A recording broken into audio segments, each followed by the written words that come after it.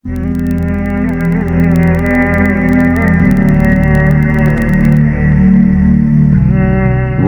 Hidayat, subscribe our channel.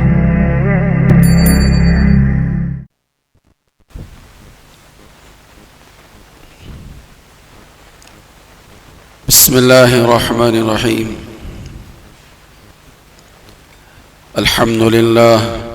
الحمد لله نحمده ونستعينه ونستغفره ونؤمن به ونتوكل عليه ونعوذ بالله من شرور أنفسنا ومن سيئات أعمالنا ونعوذ بالله من شرور أنفسنا ومن سيئات أعمالنا ونعوذ بالله من شرور أنفسنا ومن سيئات أعمالنا من يهده الله فلا مضل له ومن يضلل فلا هادي له ونشهد أن لا إله إلا الله وحده لا شريك له ونشهد أن سيدنا ونبينا وشفيعنا ومولانا محمدا عبده ورسوله صلى الله عليه وعلى آله وأصحابه وبارك وسلم تسليما كثيرا كثيرا. أما بعد فأعوذ بالله من الشيطان الرجيم. بسم الله الرحمن الرحيم. آمنوا بمثل ما آمنتم فقد اهتدوا. صدق الله العظيم. اللهم صل على سيدنا مولانا محمد وعلى آل سيدنا مولانا محمد وبارك وسلم.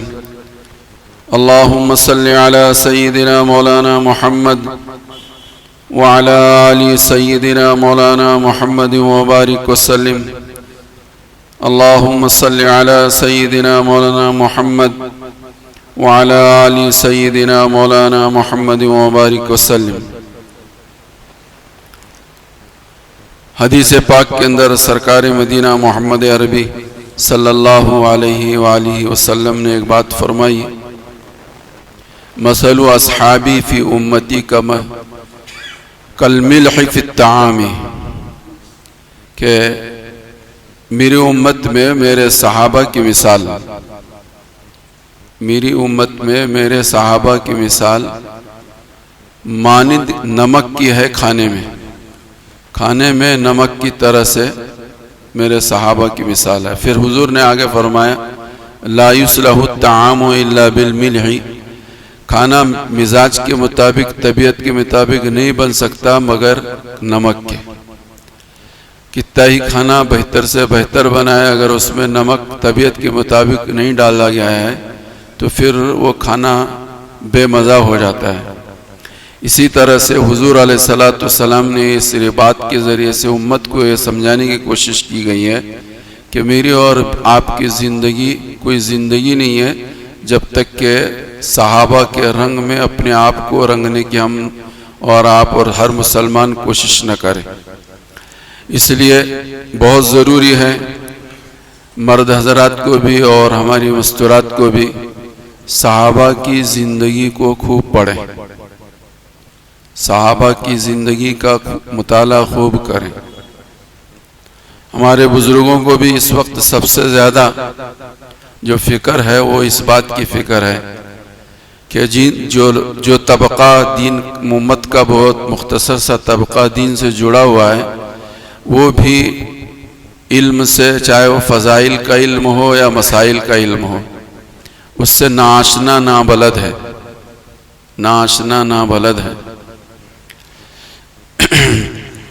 اس لیے ضرورت اس بات کی ہے کہ ہم اپنا کچھ نہ کچھ وقت فارغ کر کے اجتماعی تعلیم کے علاوہ انفرادی تعلیم اور کتابوں کے مطالعے کے لیے اپنا وقت فارغ کریں. اجتماعی تعلیم تو ہوتی رہتی ہے، مسجد میں ہوتی ہے، گھروں میں ہوتی ہے، وہ تو اجتماعی تعلیم ہے. لیکن انفرادی طور پر کتابوں کا مطالعہ بے حد ضروری ہے. کچھ مثالیں اس دوران ہمارے تمہارے سامنے بھی آئی، ان مثالوں کو اس وقت پیش کرنے کا موقع نہیں ہے. خلاصے کے طور پر یہ بات آپ حضرات کی خدمت میں پیش ہے کہ علم بہت ضروری ہے، چاہے فضائل کا علم ہو یا مسائل کا علم ہو، بہت ضروری ہے۔ اس کے لیے اجتماعی اور انفرادی کتابوں کی تعلیم، فضائل کی تعلیم بھی ہے اور اس میں اور دوسری تعلیم بھی بے حد ضروری ہے۔ تو میں یہ کہہ رہا تھا کہ صحابہ کی زندگی جو ہے وہ مانند نمک کے ہے کھانے میں، بغیر نمک کے کھانا جو ہے طبیعت کے موافق نہیں ہو سکتا۔ تو میری اور آپ کی زندگی جو ہے وہ اللہ کے نزدیک بہتر اور اچھی نہیں بن سکتی جب تک کہ ہم اپنی زندگی کو صحابہ کے رنگ میں رنگنے کی کوشش نہ کریں۔ صحابہ کی میں سے ہر ایک کی زندگی ہے، اللہ کا کرم ہے، اللہ کا احسان ہے کہ علماء نے ایک ایک صحابی پر باضابطہ طور پر ان کی زندگی کو محفوظ کر کے میرے اور آپ تک پہنچانے کی کوشش کی ہے۔ انہی صحابہ میں ایک صحابی ہیں حضرت عمرو بن جموح رضی اللہ تعالیٰ عنہ، قبیلہ خزرج کے رہنے والے تھے، سے ان کا تعلق تھا، بنو سلمہ خاندان تھا۔ حضرت مصعب بن عمیر رضی اللہ تعالیٰ عنہ اور حضرت عبداللہ ابن مکتوم یہ دونوں صحابی مدینہ طیبہ پہنچے اور 1 سال کی محنت انہوں نے مستقل مدینہ طیبہ میں کی۔ حضرت مصعب بن عمیر گھر گھر جاتے، فرد فرد سے ملتے، اللہ کا کلام سناتے اور محاسن اسلام اور اسلام کی خوبیاں ان کے سامنے رکھتے، تو جس کے نتیجے میں 1 سال کی محنت میں پورا قبیلہ خزرج اور قبیلہ اوس سب کا سب قریب سب اسلام سے وابستہ ہو گیا تھا، ہر ایک گھر میں اور ہر فرد تک اسلام پہنچ گیا تھا۔ لیکن حضرت عمرو بن جموح رضی اللہ تعالیٰ عنہ یہ بت پرست تھے، جن کی عمر لگ بھگ 60 سے اوپر ہو چکی تھی۔ حضرت محمد رسول اللہ صلی اللہ علیہ وسلم کے مدینہ طیبہ جانے سے پہلے ان کی عمر 60 سے اوپر ہو گئی تھی۔ 3 بچے تھے، معاذ اور معوذ اور خلاد، اور بیوی کا نام تھا ہند۔ حضرت معاذ رضی اللہ تعالیٰ عنہ یہ وہ صحابی ہیں جو بیعت عقبہ اولیٰ میں جو چند صحاب لوگ جو مدینہ طیبہ سے مکہ مکرمہ حج کے لے گئے تھے اور وہاں پر حضرت محمد رسول اللہ سے ملاقات ہوئی تھی، یہ بات سنی اور سنائی گئی تھی۔ اسی وقت جو لوگ اسلام قبول کیے تھے ان میں ایک حضرت معاذ بھی تھے، حضرت عمرو بن جموح کے صاحبزادے۔ لیکن بعد میں یہ دونوں معاذ اور معوذ اور خلاد تینوں نے اسلام قبول کیا، اور ہند نے بھی، ان کی بیوی نے بھی اسلام قبول کر لیا۔ لیکن حضرت عمرو بن جموح کو نہیں معلوم تھا کہ میری بیوی اور میرے بچے یہ سب کے سب اپنا آبائی دین چھوڑ کر ایک نئے دین کو، جس دین کی تبلیغ کے لیے حضرت مصعب بن عمیر مدینے میں آئے ہوئے ہیں، ان کی بات کو انہوں نے قبول کیا، اس دین کو انہوں نے قبول کیا ہے، حضرت عمرو بن جموح کو معلوم نہیں تھا۔ تو ایک دن حضرت عمرو بن جموح نے اپنی بیوی کو بڑی محبت تھی حضرت عمرو بن جموح سے، بڑی فکر مند تھی اسلام کے قبول کرنے کے بعد کہ کہیں ایسا نہ ہو کہ میرے شوہر جو کفر پر اس دنیا سے رخصت ہو کر جہنم پہنچ جائیں۔ بڑی متفکر تھی، لیکن بات کہے تو کیسے کہے، اس لیے کہ حضرت عمرو بن جموح رضی اللہ تعالیٰ عنہ بڑے متشدد تھے، بت پرستی میں بہت متشدد تھے۔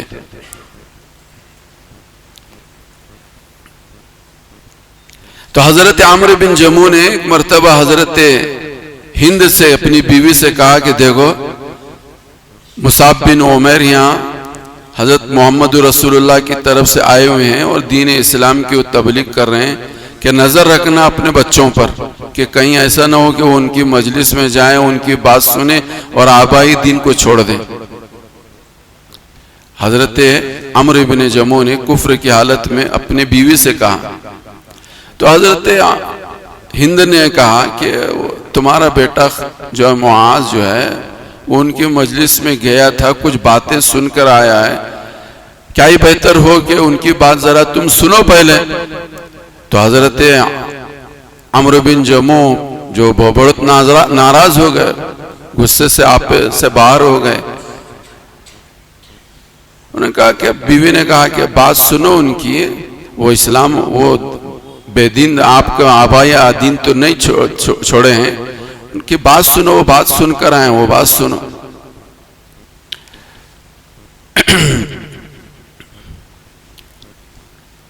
تو بلایا اور بٹھایا، اور بٹھانے کے بعد بات چیت ہوئی تو حضرت معاذ نے سورہ فاتحہ حضرت عمرو بن جموع کو سنائی۔ الحمدللہ رب العالمین الرحمن الرحیم مالک یوم الدین ایاک نعبد و ایاک نستعین اہدنا الصراط المستقیم صراط الذین انعمت علیہم غیر المغضوب علیہم ولا الضالین۔ یہ سورہ فاتحہ سب سے پہلے بیٹے سے باپ نے سنی۔ جیسے بات یہ سورہ فاتحہ سنی تو حضرت عمرو بن جموع نے کہا کلام تو بہت پیارا ہے، دلکش ہے، دل کو موہ لینے والا ہے، دل کو موہ لینے والا ہے کلام، لیکن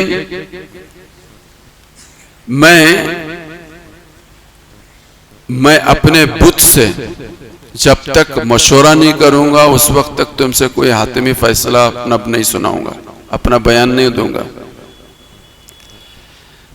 حضرت عمرو بن جموع نے ایک بہترین قیمتی لکڑی کا بت بنایا تھا۔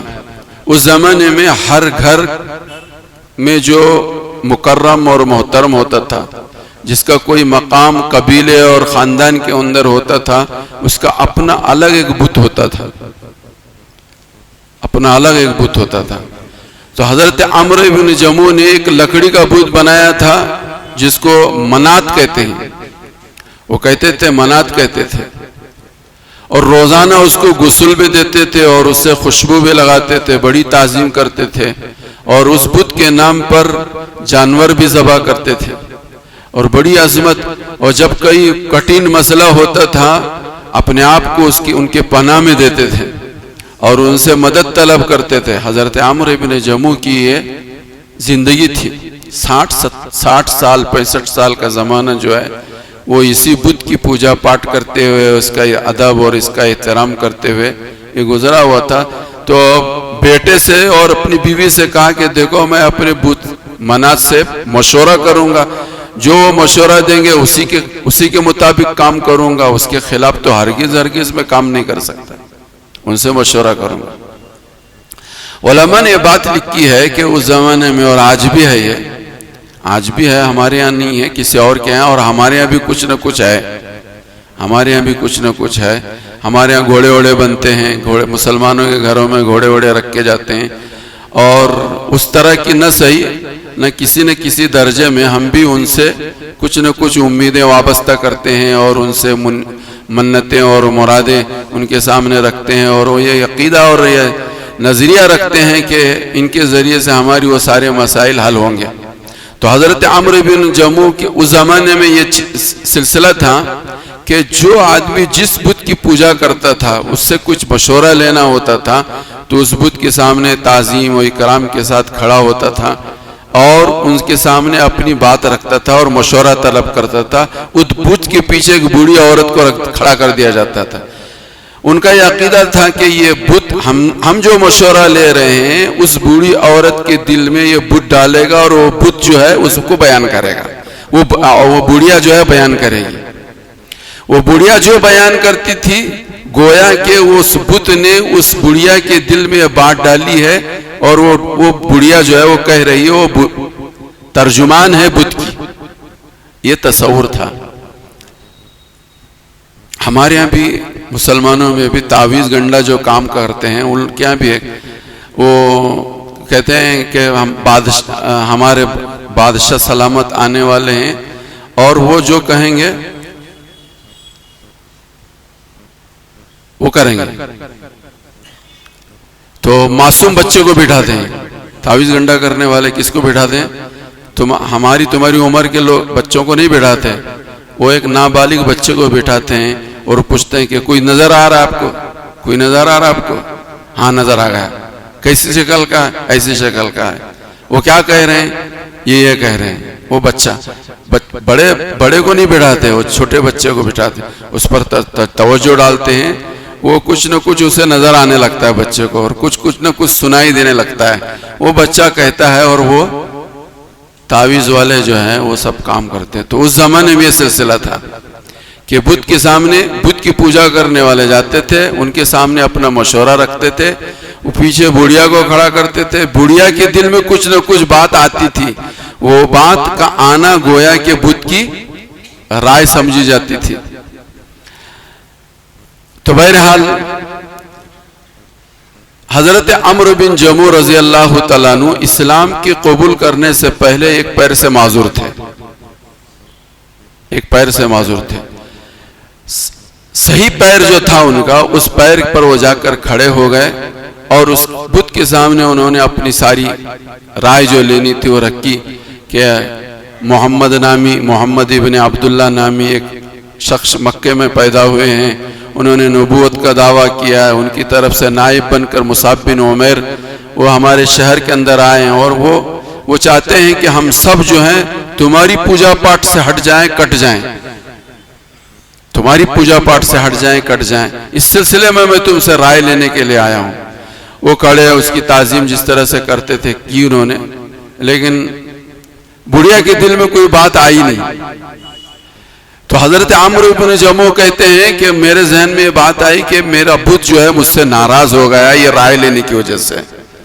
بہرحال ان کے غصہ ٹھنڈا ہونے تک میں چند دن تک آپ کا انتظار کروں گا۔ حضرت عمرو بن جموح کہہ رہے ہیں تمہارا انتظار کروں گا، چند دن تک انتظار کروں گا، جب تمہاری کوئی رائے ہوگی، رائے آئے گی، اسی کے مطابق میں کام کروں گا، اس سے ہٹ کر میں بالکل بھی آپ کو ناراض نہیں کروں گا، بالکل بھی آپ کی رائے کے خلاف کوئی کام نہیں کروں گا۔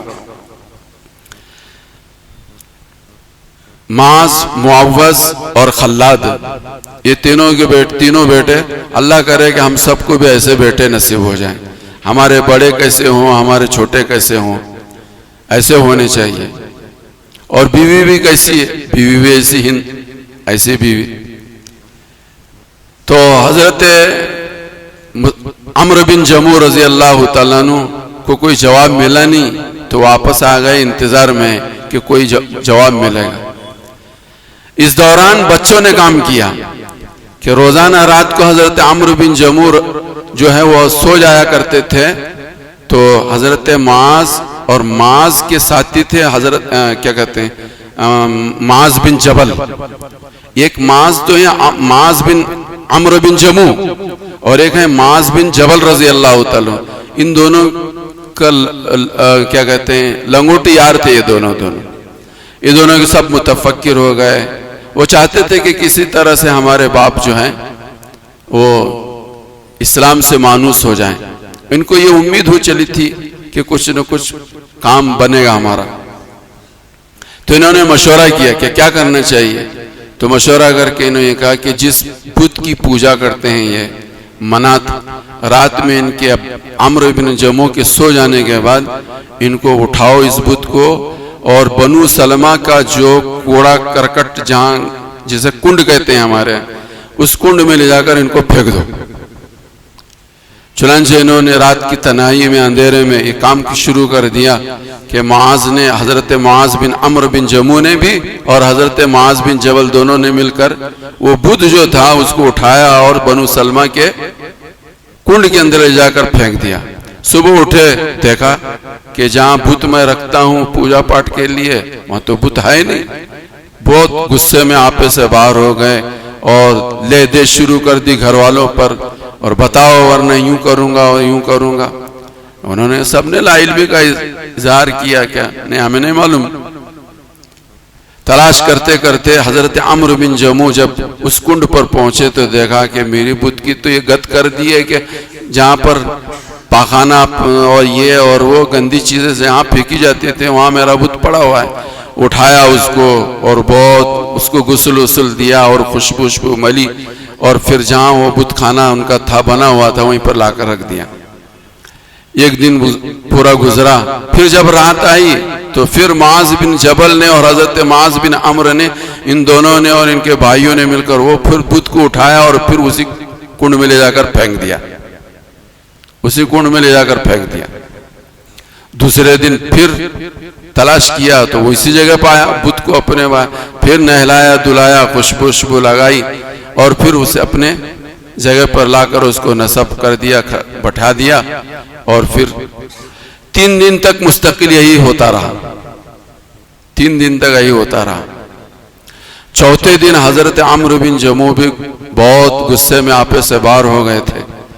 انہوں نے تیسرے دن کے بعد چوتھے دن اس بت کے گردن میں تلوار لٹکا دی کہ تجھ میں ذرا بھی خیر ہے، تجھ میں ذرا بھی خیر ہے اور تو حق پر ہے تو خود ہی اس کا نظام بنا. یہ کہہ کر اس کے گردن میں، بت کی گردن میں، منات کے گردن میں تلوار لٹکا دی اور رات میں سو گئے. جب بچوں نے دیکھا کہ بہت گہری نیند میں باپ پہنچ گئے ہیں تو حضرت معاذ بن جبل اور معاذ بن عمرو اور حضرت خلاد یہ سب لوگوں نے وہ تلوار گردن سے نکالی اور گھر کے باہر پھینک دی.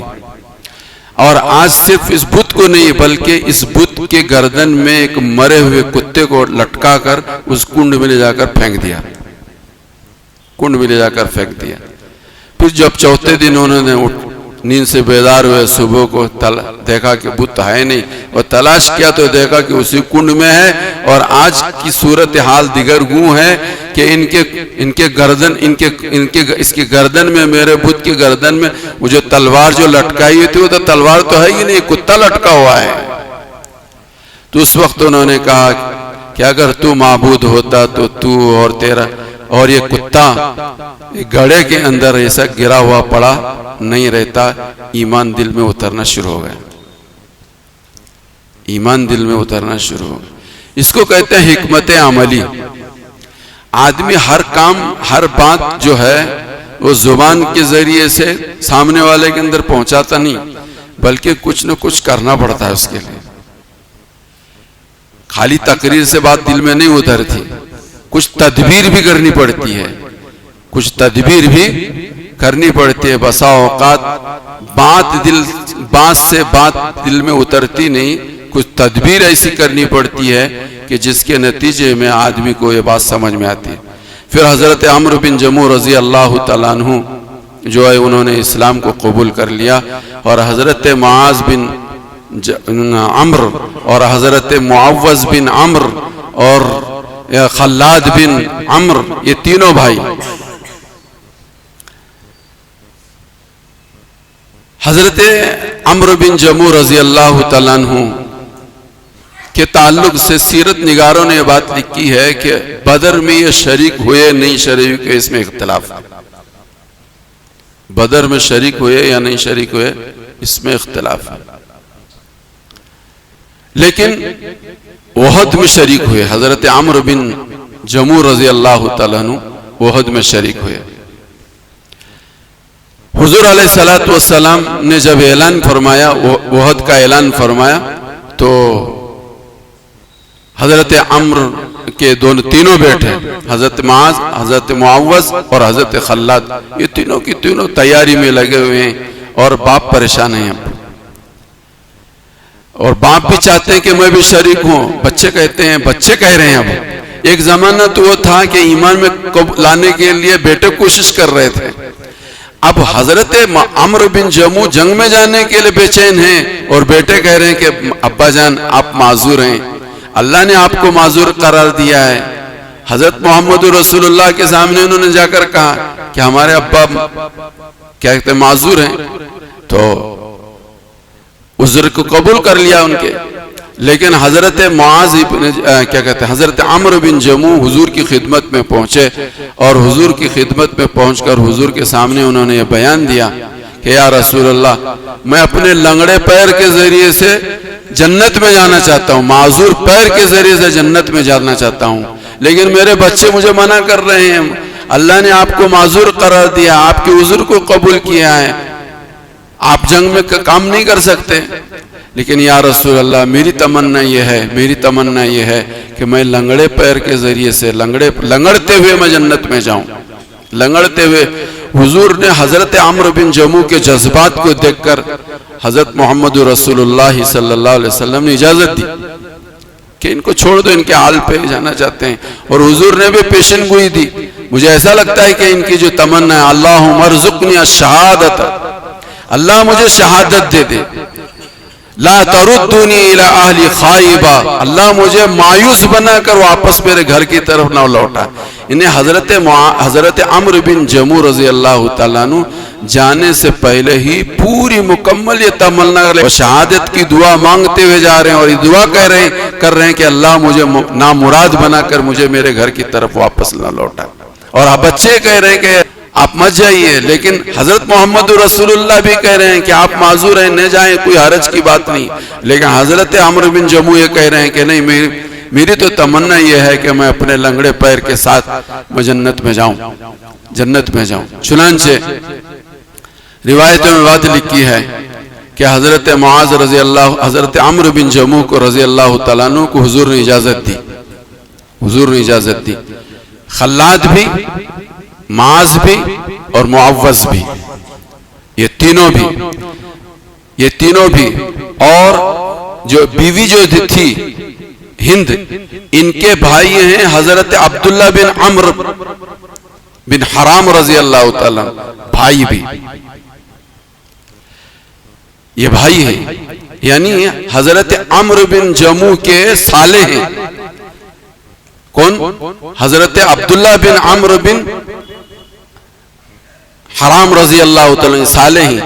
یعنی ایک عورت، ان کے بیٹے، 3 بیٹے، ان کے شوہر اور ان کے بھائی جانے والے، احد کی لڑائی میں جانے والے. ایک عورت کے ایک بیٹا، 3 بیٹے اور ایک شوہر اور ایک بھائی. یہ تینوں لوگ میں پہنچے. جب افراتفری مچی احد کے میدان میں اور صحابہ تیتر بتر ہو گئے، منتشر ہو گئے. روایت میں بات لکھی ہے کہ حضرت محمد رسول اللہ صلی اللہ علیہ وسلم کی حفاظت کرنے میں حضرت عمرو بن جموح چھلانگ لگا کر اپنے لنگڑے پیروں کے ذریعے سے اگلی صف میں پہنچتے ہیں، اور حضرت محمد رسول اللہ کی حفاظت کرنے میں حضرت عمرو بن جموح ہیں. اور حضرت عمرو کے ساتھ حضرت عمرو کی بیوی اور حضرت محمد رسول اللہ کی حفاظت کرنے کے لیے حضرت خلاد بن عمرو بن جموح ہیں. چند ہی لمحوں کے اندر حضرت عمرو بن جموح رضی اللہ تعالیٰ عنہ بھی شہید ہو گئے، اور ان کے ساتھ ان کے بیٹے حضرت خلاد بن عمرو بن جموح رضی اللہ تعالیٰ عنہ بھی شہید ہوئے. شہادت جنگ کے اختتام کے بعد حضرت محمد رسول اللہ صلی اللہ علیہ وسلم نے حضرت عمرو بن جموح کی زیارت فرمائی تو حضور نے فرمایا، بے ساختہ آپ کے اپنی زبان سے فرمایا کہ میں دیکھ رہا ہوں کہ حضرت عمرو بن جموح جو ہے وہ جنت میں اپنے اس پیر کے ذریعے سے جنت میں جا رہے ہیں.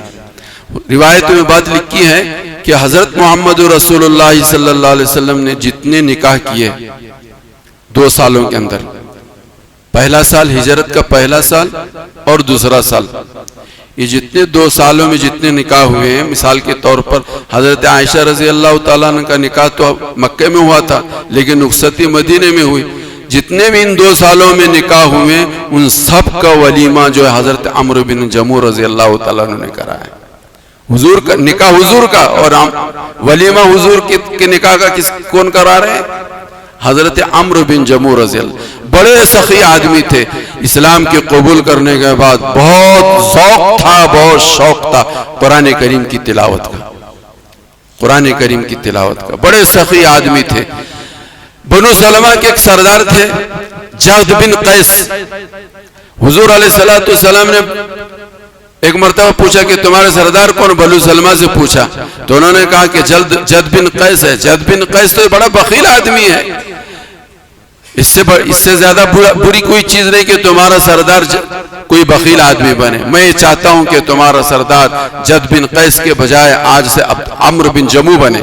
چنانچہ بنو سلمہ کا سردار بنایا حضرت عمرو بن جموح رضی اللہ تعالیٰ عنہ کو، ان کی سخاوت کی وجہ سے. یہ حضرت عمرو بن جموح رضی اللہ تعالیٰ عنہ کی مختصر سی زندگی. حضرت عمرو بن جموح بھی شہید ہوئے بیٹا بھی شہید ہوا، خلاد بھی شہید ہوا. حضرت ہندا کا بھائی جو ہے وہ کون؟